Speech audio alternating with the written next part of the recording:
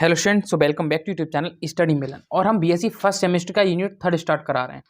तो unit third में आपका जो चैप्टर का नेम है पीरियोडिक प्रॉपर्टीज ऑफ एटम, ये आपकी यूनिट थर्ड है। लेक्चर 1 की आज हम डिस्कस कर रहे हैं परमाणुओं के आवर्ती गुण। ठीक है, इससे पहले हम आपको यूनिट फर्स्ट, यूनिट सेकंड और यूनिट 5 मैंने कंप्लीट करा दी। तीनों की लिंक आपको डिस्क्रिप्शन में दे रखी है। प्लस वहाँ से आपको यूनिट नहीं मिल रही, वहाँ से आपको प्लेस में जाके चेकआउट कर सकते हैं, वरना आप स्टडी मिलन लिख के आगे यूनिट का नेम लिख दीजिए, वहाँ से आपको जाके मिल जाएगा। तो आज हम यूनिट थर्ड की स्टार्ट करने वाले हैं। और इससे पहले आपको एक इंडेक्स दिखाता हूँ जिसमें मैंने आपको कौन कौन सी यूनिट कंप्लीट करा दी है और कौन कौन की यूनिट की हम बात करने वाले हैं। ठीक है, ये आपका बीएससी फर्स्ट सेमेस्टर का पूरा सिलेबस है केमिस्ट्री का। इसमें आपकी यूनिट फर्स्ट है molecular polarity and weak chemical forces, मैंने आपको कंप्लीट करा दी है। दूसरी यूनिट आपकी simple bonding theories of molecules, ये मैंने कंप्लीट करा दी। थर्ड आपकी भी चल रही है periodic properties of atoms with reference to s and p block, परमाणुओं के आवर्ती गुण। और हमने लेक्चर यूनिट 5 जो थी मैकेनिज्म ऑफ ऑर्गेनिक रिएक्शंस, ये हमने कंप्लीट करा दी, ये हमने कंप्लीट करा दिए। तो मैंने आपको यहाँ पे 3 यूनिट कंप्लीट करा दिए हैं। बाकी आपकी 2 यूनिट्स ये रह गई हैं और 2 यूनिट्स ये रह गई, 4 यूनिट्स रह गई, ये भी मैं बहुत जल्दी कंप्लीट आपको करा दूंगा। और आपसे मेरी हमेशा एक रिक्वेस्ट रहती है कि चैनल को सब्सक्राइब कर लीजिए।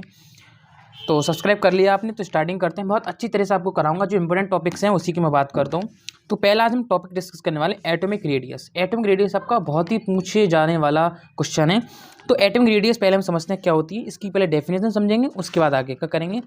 तो किसी परमाणु के नाभिक के केंद्र से, किसी परमाणु के नाभिक, मान लो कोई भी एटम है, उसके नाभिक के केंद्र से, नाभिक आपके ये होगा बीच में, नाभिक के केंद्र से इलेक्ट्रॉन, और यहाँ पे कोई इलेक्ट्रॉन आपका, के बीच की दूरी को परमाणु त्रिज्या कहते हैं। तो जो आपकी निकल के आएगी वो क्या होगी, आपकी एटॉमिक रेडियस होगी। इसको हम बोलेंगे परमाणु त्रिज्या। तो परमाणु त्रिज्या आपको कंफर्म होगी क्या होती है, कि परमाणु के नाभिक से इलेक्ट्रॉन के बीच तक की जो दूरी होती है उसे हम एटॉमिक रेडियस बोलते हैं। ये हमने कंप्लीट कर लिया। दूसरा, किसी परमाणु की त्रिज्या का सही सही मान ज्ञात करना संभव नहीं है। अब हम किसी एटॉमिक रेडियस की, जो रेडियस होती है एटॉमिक परमाणु की, उसकी रेडियस को हम सही से पता नहीं लगा सकते। क्यों, समझेंगे रीजन। रीजन ही आपका मेन क्वेश्चन है, क्योंकि रीजन जहां आपने दे दिया केमिस्ट्री, वहां आप कंप्लीट हो गए। पहला रीजन है क्वांटम यांत्रिकी। क्वांटम यांत्रिकी का मतलब जो वैज्ञानिक रीजन है, एक ठोस रीजन जो वैज्ञानिक रीजन है उसके अनुसार। तो क्वांटम यांत्रिकी या वैज्ञानिकों के अनुसार नाभिक के चारों इलेक्ट्रॉन की स्थिति निश्चित नहीं होती है। आपको पता है कि नाभिक के चारों ओर क्या लगाते हैं, इलेक्ट्रॉन चक्कर लगाते हैं। ये आपको बात पता है, ये इलेक्ट्रॉन है, ये इलेक्ट्रॉन है। तो नाभिक के चारों इलेक्ट्रॉन की स्थिति निश्चित नहीं होती है, तथा कभी इलेक्ट्रॉन नाभिक के बहुत पास होता है। तो मान लो कभी इलेक्ट्रॉन नाभिक के क्या होता है, बहुत पास होता है। मान लो यहाँ पर होगा, कभी आपका बहुत दूर होगा नाभिक से, मान लो यहाँ पर होगा। तो कभी इलेक्ट्रॉन नाभिक से बहुत दूर होता है, कभी बहुत पास होता है, तथा कभी इलेक्ट्रॉन नाभिक के बहुत पास और कभी नाभिक से बहुत दूर होता है। नाभिक से इलेक्ट्रॉन के बाह्यतम कोश की दूरी निश्चित नहीं होती है। तो यहाँ से हम नाभिक के जो इलेक्ट्रॉन है, इसकी जो दूरी है ना, डिस्टेंस, उसको हम सही तरीके से पता नहीं लगा पाते हैं। इस कारण हमें इसकी रेडियस पता नहीं चलती है, रियलिटी क्या है। तो फर्स्ट पॉइंट हमारा क्लियर है। सेकंड, परमाणु का स्वतंत्र अस्तित्व संभव नहीं है। तो इन्होंने कहा है कि परमाणु का स्वतंत्र अस्तित्व संभव नहीं है, लेकिन आप बोलेंगे सर जो हमारा एटमॉस्फेयर है उसमें सभी कण आराम से स्वतंत्र रूप से घूमते हैं। ये आपका पॉइंट हो गया सर। दूसरा पॉइंट बोलेंगे सर अगर हम कोई गैस का सिलेंडर ले लें, उस गैस के सिलेंडर में भी आराम से पॉइंट हर जगह घूमेंगे, फ्रीली परमाणु घूमते हैं। ये आपका पॉइंट है, ठीक है, मैं जायज़ पॉइंट है, मैं इसको मानता हूँ। लेकिन वातावरण में प्रत्येक परमाणु अन्य परमाणु से घिरा होता है। अब एक बात आती है, ये जो परमाणु है, मान लो मैं यहाँ पे ले रहा हूँ, ये परमाणु मेन परमाणु बड़ा दिखा दे रहा हूँ, तो इस परमाणु के यहाँ भी, यहाँ भी, यहाँ भी, यहाँ भी, यहाँ भी, यहाँ भी, इस एटम के कहीं ना कहीं उस आसपास में कोई ना कोई परमाणु जरूर होगा। ये उससे घिरा हुआ है ये वाला। तो जैसे ही अगर मानो इसने इसको टक्कर दी तो इधर जाएगा, इसने इसको टक्कर दी तो इधर जाएगा। समझिए बात के लिए, एटम है, ये वाला इसको कर देगा तो इधर पहुंच जाएगा, ये इसको यहाँ से कोई टक्कर मिलेगी तो यहाँ पहुंच जाएगा। इसका मतलब भाई ये आज़ाद नहीं है, ये फ्रीली मोशन नहीं कर रहा है, हमारा आज़ाद नहीं है, ये दूसरे अणुओं के ऊपर निर्भर है। आई बात समझ में।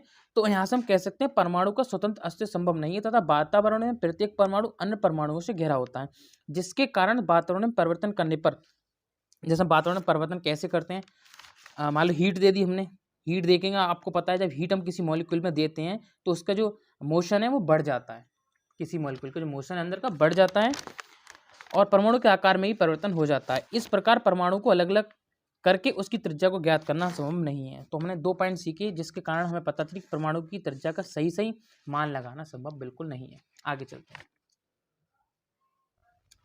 तो इस प्रकार किसी परमाणु की त्रिज्या 3 प्रकार की होती है। तो इस प्रकार हम जो त्रिज्या, हमें रेडियस हमको नहीं पता सही सही मान क्या है, तो हमने दिमाग खराब हो गया, हमारा दिमाग क्या हो गया, घूम गया गोल गोल।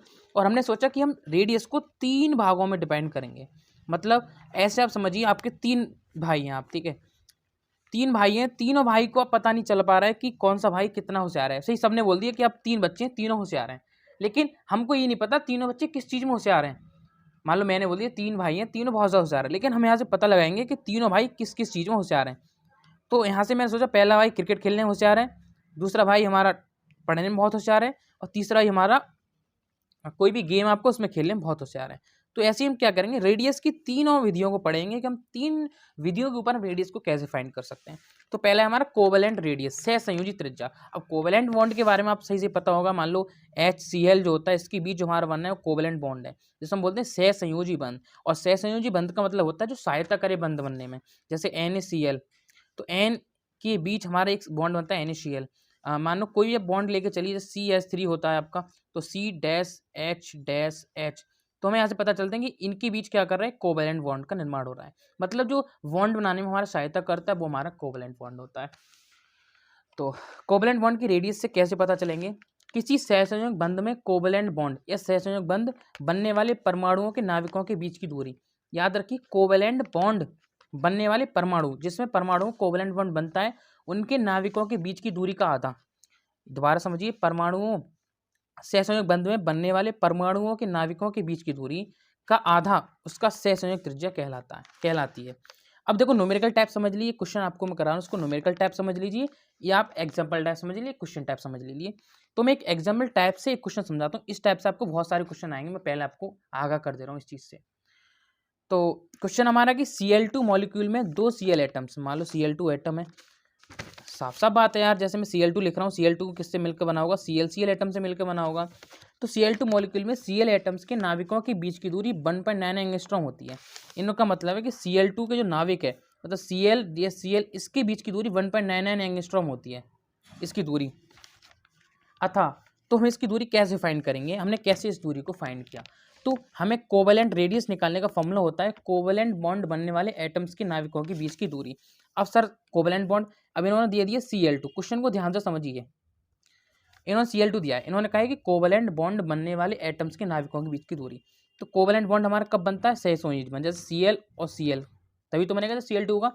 इनके नाविकों के बीच की दूरी आधा, और नाविक की बीच की दूरी कितनी है, 1.9 एंगस्ट्रॉम। सर नाविकों के बीच की दूरी कैसे फाइंड करेंगे, ये आपको याद करनी पड़ेगी, इसका फॉर्मूला भी होता है, वही आपको डिफाइन करवाऊंगा मैं, ठीक है। पर आप मेन कर लीजिए, वही आपके एग्जाम में आती हैं। तो इनकी बीच की दूरी 1.99 एंगस्ट्रॉम होगी, इनका आधा मतलब 1/9 एंगस्ट्रॉम का आधा। आई बात समझ में। तो कोवेलेंट रेडियस क्या होती है, कोवेलेंट बॉन्ड बनने वाले एटम्स के नाविकों के बीच की दूरी बाई 2। तो हमने Cl 2 एटम्स ले लिए, ओके, और इनकी बीच की दूरी हमने बीच की दूरी निकालनी है। तो फुल हमने Cl एटम्स की बीच की दूरी कितनी होती है, 1.99 एंगस्ट्रॉम। एंगस्ट्रॉम हमारा ना, अब देखो सर आप समझेंगे सेंटीमीटर मीटर इनमें क्यों नहीं आते, एंगस्ट्रॉम हमारी बहुत ही ज़्यादा छोटी पद्धति है, याद रखिए बात के लिए। तो हमने Cl के बीच में 1.99 एंगस्ट्रॉम रखा, और जिसका आधा करेंगे तो 0.99 एंगस्ट्रॉम आ जाएगा, जो कि Cl के बीच की दूरी हो जाएगी, जो कि हमारे कोवेलेंट रेडियस को दर्शाता है। तो आपको कोवेलेंट रेडियस कंप्लीट हो गया। अब हम डिस्कस करेंगे वान डर वाल रेडियस। वान डर वाल फोर्स तो आपने पढ़ा। अब वान डर वाल फोर्स सर कहाँ काम करता है, मान लो मैं कोई भी आपको गैस ले रहा हूँ, सॉरी इस टाइप को सिलेंडर ले रहा हूँ, तो इसमें जो अणु है ना कहीं आपको फोर्स लगाते हैं। अब कैसे लगाते हैं, गुब्बारा हो देखा आपने, बैलून, बैलून जैसे हम हवा भरते जाते हैं तो वो फूलता जाता है, तो इसका मतलब हो रहा है एटम्स जो उसके हैं वो क्या लगा रहे हैं, प्रेशर लगा रहे हैं, प्रेशर लगा रहे हैं तो फूल रहा है वो। यहाँ से पता चलता है कि एयर में प्रेशर होता है, तो वो हमारा वान डर वाल फोर्स हो गया। लेकिन हम यहाँ पर डिस्कस करने वाले हैं वान डर वाल रेडियस के बारे में। समझिए वान डर वाल रेडियस हमारी क्या होती है। वान डर वाल रेडियस को निम्न प्रकार से परिभाषित किया जा सकता है, जहाँ से समझिए ठोस अवस्था में, देखो वान डर वाल रेडियस कहाँ काम आती है आपकी, सॉलिड स्टेट में। तो ठोस अवस्था में दो निकटतम अणुओं के दो निकटतम परमाणुओं, याद रखिए अवस्था में दो निकटतम अणुओं, ये थोड़ा डैश कर लीजिए, निकटतम अणुओं के दो निकटतम परमाणु, अणु और परमाणु, जैसे ये आपका Cl2 हमारा क्या हो गया, मॉलिक्यूल हो गया, इसका परमाणु Cl, याद रखिए अणु परमाणु और आयन तीनों अंदर होता है, अंतर आपको समझा देता हूं मैं, अणु परमाणु और आयन।